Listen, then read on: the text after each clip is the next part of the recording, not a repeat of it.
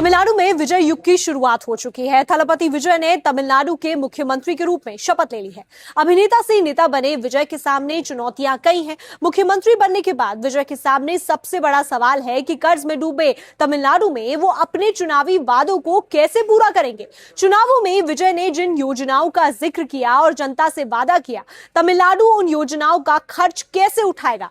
विजय ने पहली ही बार में अपनी पार्टी को पूर्ण बहुमत के करीब लाकर खड़ा कर दिया है। इस करिश्माई कारनामे के पीछे उनके कई वादे हैं। मसलन महिलाओं को वित्तीय सहायता बढ़ाकर दी जाएगी, फ्री इलेक्ट्रिसिटी का दायरा बढ़ाना, वरिष्ठ नागरिकों की पेंशन में वृद्धि आदि। इन सब कामों पर करीब 42,000 करोड़ रुपए खर्च होने की उम्मीद है। सवाल यह है कि सरकार ये पैसा कहां से लाएगी, वो भी तब जबकि तमिलनाडु सरकार पहले से ही वित्तीय घाटे से जूझ रही है। अनुमानों के मुताबिक वित्तीय वर्ष 2025-26 में सरकार का घाटा 1.2 लाख करोड़ रुपए रह सकता है, तो राज्य की जीडीपी 3% है। ऐसे में नए वादों का बोझ सीधे सरकारी खजाने पर दबाव बढ़ाएगा। विजय के वादों में सबसे बड़ा हिस्सा महिलाओं को मिलने वाली आर्थिक सहायता का है।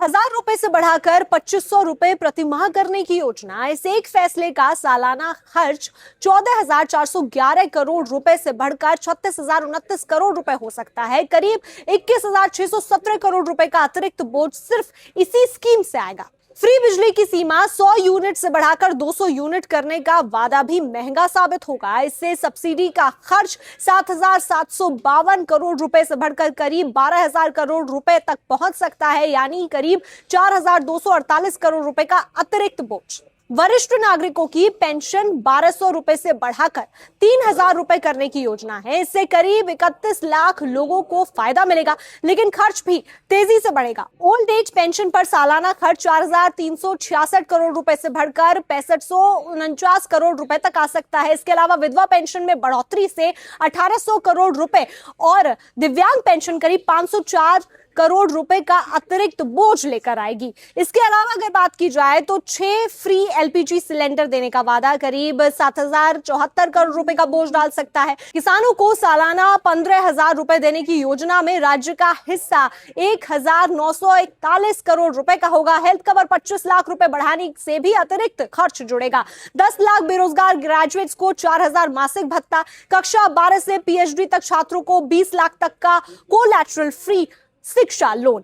हालांकि कुछ योजनाओं का असर सीमित रह सकता है। बेरोजगारी भत्ता और शादी से जुड़ी स्कीम पहले से चल रही योजनाओं का विस्तार है, इसलिए उनका अतिरिक्त बोझ कम रहने की संभावना है। इन सीधे लाभ देने वाले और लोक लुभावन वादों ने टीवीके का मजबूत डेब्यू कराया और विजय को तमिलनाडु की सियासत में विजय दिलाई। अब इतना बड़ा खर्च उठाने के लिए विजय सरकार के पास 3 ही रास्ते हैं। पहला, टैक्स और रेवेन्यू बढ़ाना, दूसरा खर्चों में कटौती करना और तीसरा ज्यादा कर्ज लेना। ज्यादा कर्ज लेने से घाटा और बढ़ेगा, खर्च घटाने से दूसरी योजनाएं प्रभावित होंगी। वहीं टैक्स बढ़ाना राजनीतिक रूप से आसान नहीं होता, इसका असर घूमकर जनता पर ही पड़ेगा।